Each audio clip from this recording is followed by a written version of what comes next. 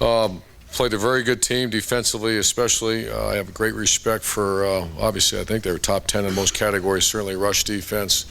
And it was our guys are sore. That was a tough game. That was a tough physical, two sledgehammers going after each other. And I thought we played a very good team. And I thought, once again, 2 weeks in a row, we had to overcome some adversity, whether it be an injury to a player like we had to deal with the Christian Bryant deal against Northwestern, new starter, and then having one of our best players get ejected from the game and have to regroup, and that had an impact on the game.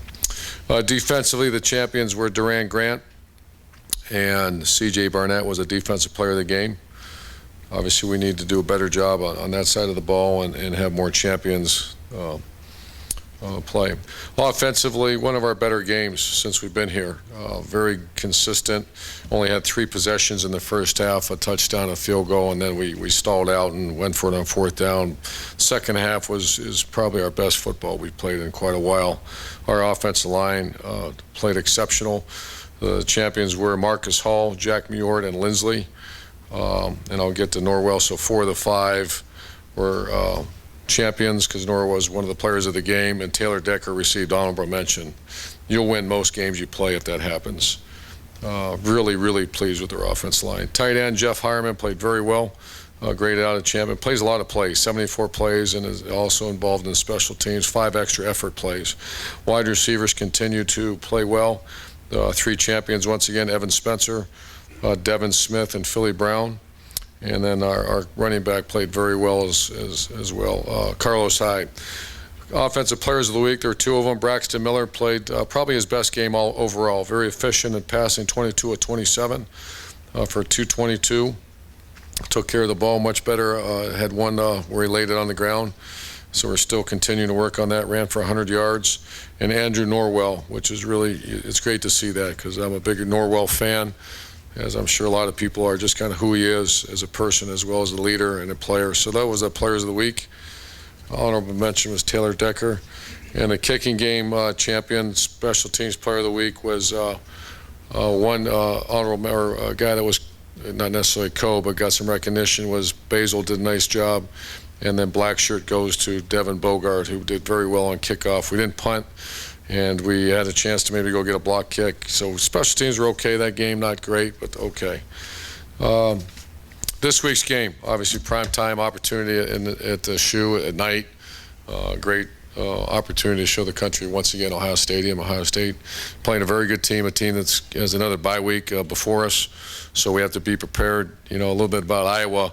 Did have a bye week, and they came out with 13 grouping, which one back, 3 tight ends, and we weren't ready for it. And we didn't adjust very well. So that's something we have to be prepared for when you face a team that has a bye week. And that's going to happen again this week. So we have to be ready, and we will be ready. So I'll answer some questions for you. Put it up with Bill. Bill Rabinowitz, Dispatch. When you watch the defensive side of things, were there big problems? Were there things that were more frustrating to you on a player execution end or a coaching end? I think a little bit of both. You know, I think we're all in this together, so I think the adjustments need to be made quicker when they give us something that we have not seen. The first 3 drives were alarming. We were getting pushed around. I don't think our defensive line played very well. I think what happened was you have some good emotion in that stadium, and all of a sudden you go a 13-play drive, and it's like you let the air out of the stadium and the emotion, and that's where Christian Bryant's or great leadership overcomes a little adversity, and we didn't have that. And that's got to come from our coaches and our players, so very disappointed. Can it be fixed? Absolutely. Yeah. We're still a very good rush defense. Only gave up 100-some yards. Pass defense has been a struggle, and we got to continue to work on that because we've dealt with some injuries and depth issues, and we just got to play better. So very, very concerned. And Penn State, like Iowa, has very good tight ends, and that was a big issue. How much are you going to work on that? How big an issue is that? Well, it started already. I mean, we better be ready because they're a little bit better throwing team than Iowa, and Iowa hurt us. Second row middle, Dave. Dave Biddle, Bucknuts. Urban, Tommy Shutt's first week back. How's he doing? He only played 10, 12 plays. I went back and watched it today. Is my day to watch the defense, and he actually did pretty good. I think you'll see more of him in the game because we didn't play very well up front. And Michael Hill, I want to ask about him. He played the first couple of weeks. Michael Hill. Yeah, he's got an injury. He's same high school injury that we thought would be improving, and then he's got a shoulder. So right now he can't play. So we're trying to get him back as soon as we can. And if he doesn't play the rest of the year, you could redshirt him. Is that? I think he only played in the first few games. Yeah. Thank you. Front row right, Austin. Austin Ward, ESPN.com. Roby set such a high standard a year ago. If it seems like he's up and down, not even including the injection, is it because he's being held to such a high standard he set, or do you guys feel like he's maybe struggling at times this year? I don't know. I think once again he did set a high standard, and we all hold that. When I say we, he himself. So he's not playing at the same level he played a year ago. At times he plays fantastic, and then the one thing about a corner position, when there's a mistake, it's glaring. But he works his tail off, and he's got great work ethic, great attitude. He's coming back every day, and he's going to finish the season real strong. Last year, remember you had conversations in the preseason maybe about his practice habits and complacency and fighting that. What are those kind of conversations like between the two of you now? Now that he made the decision to come back and he's maybe not doing all the things he wanted to. What's our conversation? There's really not much conversation other than how to get better. Any conversation about coming back, going, and all that, that was done back in February. So it's just about his practice work ethic is pretty good. I mean, it's improved, and that's something I keep pushing real hard. But he has been pretty good in practice. I think he's getting ready to have a very good game because he worked real hard the week before he got tossed. I will comment on that because I'm sure I'll get asked a question that I think that the NCAA and everybody's going to want to take a re-look at that rule. Ohio State is very concerned about player safety. We have gone to the nth degree about adjusting practice and any rules for the safety of players. No question, we support it. However, that was a game changer. To take one of your better players out of the game, that impacted that game. And then you watch, and we actually had an official come in and speak to our team, and the two triggers. I think this is good nationally for people to really understand the rule. This is what we were told. Our team was told. There's two ways that you get thrown out of the game. If you hit the crown of your helmet, and I agree with that rule 100%. Nothing but bad things happen when you play with your head down. And then the second one, when you target someone else's head above the shoulder pads. So they're taught when basically what we do on our iPads, and we teach and we work real hard at it as other coaches, and I've shared, some other coaches have called me, is that you play the game with your shoulder pads and play below their head. I agree with that 100%. But then to have a guy ejected who played like that, obviously I'm concerned. And Big Ten officials have done a great job. I had a good conversation with Bill, the head of the officials, and they're just looking at it. So I just think on a national level, that's something that needs to continue to be evaluated. First of all, make sure we're doing the right thing for the player safety, which I think we are, but understand the devastating impact on that game when you're out. And so I'm interested to see what's going to happen down the road. Did they give you an explanation, though, of why specifically he was tossed? I mean, was it because if you watch the replay, he definitely makes shoulder pad to shoulder pad contact, but then it looks like their helmets touch. Did you get any kind of? Yeah, and I'm not sure. Once again, I don't need to get fined or anything because this is just conversation. Oh, yeah. Right? Yeah. Well, I think my boss is in the back, so. Nobody will get us. We won't put it out there. Don't worry. Tim write the check. Don't worry. What I was told, and once again, Bill, our officials are fantastic. A1A, I've never had a problem with our guy, especially communication. And I asked him, I said, the instant replay, because it goes to replay. The guy in the field's got the hardest job. The guy up top gets a chance to re-look at it. There was some, after the shoulder pad hit, it slid up. And is it enough to overturn it? I said no, but they're evaluating, they're evaluating as well. Front row left, Rusty. Urban, That was not that was not the intent of the rule. That play, I can't say that without, I'm sure, getting in trouble. That rule was not put for that play. I guess the term defenseless receiver will come up at times too, but I'm just trying to think. Our job is to teach. What do you teach? Boom, you're in a contact play. We teach in reverse arc, bend, get your pads down, hit with your shoulder pads. That's what he did. But Brady's head, he was leaning his head away from the guy too as he hit. Yeah. Could you talk a little bit about Hackenberg if you had an opportunity to see anything of him? I watched the game. I think he's a real talent. He throws the ball real well. Big, tall, rangy guy, and seems like a real headsy guy. So I've not watched enough of them yet. That's later in the week. Just another question also. The job that Bill O'Brien confronted when he got the job at Penn State. I mean, could you just offer an opinion on what it must have been like for him and what he is going through and where they are? Well, I hate to do that because I wasn't there, and I don't want to speculate. I will say that I've had some dealings with Coach O'Brien, and over the last year and a half, I think he's a first-class guy. He represents a great school. I do know a lot about Penn State, and it doesn't surprise me that Penn State's doing well. I think that circumstances, once again, I don't want to speculate because none of us are there, but a lot of people act surprised. I don't act surprised. I think they got a very quality coach, and it's a very quality school that overcomes a lot of adversity. Front row, Doug. Urban, Doug Lamerise, Cleveland.com. You talked about the defense earlier. Is your defense right now good enough for you guys to be the kind of team you want to be? Yes. I think we need to shore up the pass. Rush defense, absolutely we are. Even though it started a little slow, we tightened up in the second half. Pass defense is the concern. And but to answer your question, yes, we have good enough players, we have good enough coaches, we have to play a little better. And talking about Hackenberg playing as a freshman at Penn State at quarterback, Braxton played some years as a freshman at quarterback. In this day and age, as a coach, is there any hesitation about playing a first-year guy at quarterback? Or if guys are ready, you put them in there just like you put anybody else in there? Has that changed at all in your time as a coach? I think it's obviously much easier to play the skill positions, but you are seeing freshmen play a little bit. I'd hesitate to do that. We did with Tim Tebow a little bit, but he's just a part-time player. But I'd be hesitant to play a freshman unless you had to. Ideally, that's not this. You want the kid to come in and learn from someone and then go take over. Front row, Tim. Yeah, Urban, if you watch the game Saturday, I know you've looked at it, Corey Philly Brown threw about 4 or 5 huge blocks in that game.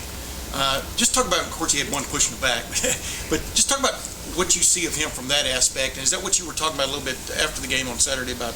I got to be careful. I'm a really admire players, and my entire career I've done that. And sometimes I grab him every day and say, "I throw you out there a lot. Don't you burn us," because he is 180 to where he was. He's a absolute leader of this team, absolute, unchallenged, unquestionable. Maybe one of the leaders.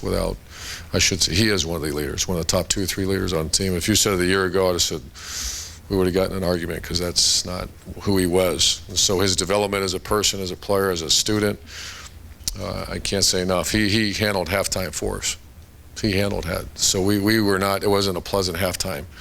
And he took over the pregame, postgame, or whatever, pre-half speech or whatever, and he addressed our team, and he grabbed me by the arm and said, "I need to say something." I said, "You got it." And it wasn't about throwing the ball more. Which it would have been. Yeah, but just talk about a guy like that, like selling out, blocking, That's who he is now. He wasn't that before. He is all in. And I think the Carlos Hyde touchdown and what Carlos said about it, when I read that kind of stuff, it makes you feel good as a coach that this team gets it. There's no blaming. There's no arguments on either side of the ball. We've had multiple wins around here where the defense has won the game for us, and then the offense is very appreciative. There's been other times where maybe the offense carried the mail a little bit, and there's other times where special teams did. So there's very good chemistry on this team right now. Front row, Todd. Todd Porter, Canton Repository. Urban, have you guys put together a game yet, other than maybe Florida A&M, where you've been pleased with all 3 phases of the game? And if not, are you a little surprised that you haven't done that yet? Well, Wisconsin, I was very pleased. I mean, you're going to find out at the end of the year who Wisconsin is. For some reason, they're not ranked very high and all that, or I'm not even sure where they are ranked now, but I've done this long enough. I know they're a top 20, top 15 football team, Wisconsin, and we played, that was scores 31-14, I believe, or 31-10 or something at one point against that team. And then we kind of, just played in their hands. We did not play in their hands. We just kind of tried to win the game. So that game, I think, was pretty darn close to hitting on all cylinders, especially the way we were special teams, changing the field position. But other than that, you're right. We have room for some improvement. Back row, David. Coach David Wilkinson, 10 TV. You said after the game on Saturday that you were obviously concerned with the slow starts. You could go address to see if there was any noise. I'm curious what your findings were and anything you saw. No. I've been so, it's still early in the week, and I'm going to start to attack that here. We just have so much other things to do. So I'm watching for that. I do not have an explanation for that yet, but I will. Yeah, I mean, I guess as the week goes on, you've had teams in this situation have these high standards, and obviously you're in the run for playing for a national title. How do you address that as the season goes on? Well, we had our first State of the Union address on, when was it, yesterday? What is today? Monday, yesterday, and it's the first time that I do talk about polls, and because I wanted to, they're going to hear it. This BCS thing came out, and my comment was that we are indeed in the mix. Embrace it.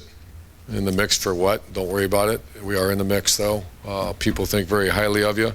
Maybe some people don't. That doesn't. You just have to go out and be the best team on the field on Saturdays, not in the country. And so I did address it. We just talked about it, and somewhat briefly, but at least it was addressed. That's the first time I've done that. Last two questions. Far left, Matt. Matt McQuaid, WTVN. I'm just wondering, from when you got into coaching to now, how much harder is playing defense harder with sophistication of offenses, rule changes, and I'm not making excuses for what you see on defense, but you look at a lot of scores around the country. There's a lot of teams scoring a lot of points now. And I spent some time with our defense. I made the comment it'd be really hard for me to be a defensive coach because it almost seems like you're the nail a lot of times and you're adjusting to what they're doing, as opposed to on offense, it's easy to just keep swinging and then you punt the ball if it doesn't work.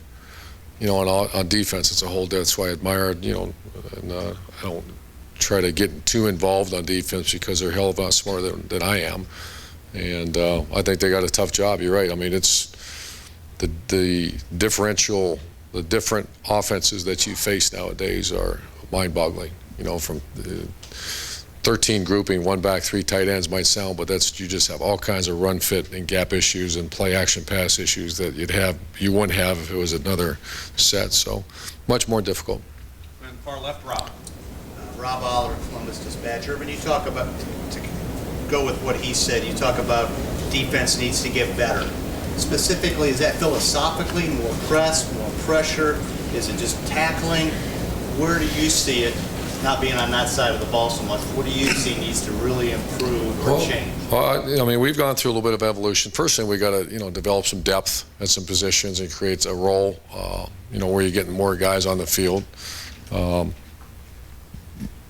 I don't believe this time a year ago tackling was a major flaw. I don't believe tackling is a major flaw this year. I mean, certainly there's going to be missed tackles. I don't feel an urgency there. I do feel at times when people give us something new, we're kind of a sit back and then react and let's get this thing figured out, and it's probably the intelligent way of doing it, or you might give up fast points. I'd much rather take a more aggressive approach when something bad's happened and let's go try to disrupt. And we've had that conversation. That's, I don't want to make it sound too easy because it's not. And at the end of the day, that was a performance that, as far as effort, as far as there's been games where maybe we give up a few points because they throw a couple balls down the field, but the effort's ridiculous. I didn't feel that Saturday, so we've addressed that. The fourth quarter, I felt like we played, other than the guy made a mistake and threw the ball over our head. Other than that, we kind of snuffed it out the second half of the game. We did a good job. So, well, we're addressing it, and the guys are working hard. A lot of confidence in the people we're putting out there and everything. So we'll get better. Urban, can I follow up one thing on Philly real quick? Just saying at halftime he wanted to say that to the team. Does that kind of thing happen a lot in your career? The players say something like that? No. That's we needed that, and it was, and he walks the walk too. He doesn't just open his mouth up, and it's nice to have a team meeting and show that to the team because they heard what he said, and then it's easy to pop your mouth off and then go sit in the back and sulk or throw your helmet, and he didn't. He just went as hard as he could. So that's a sign of a really good leader. Thanks. Thank you.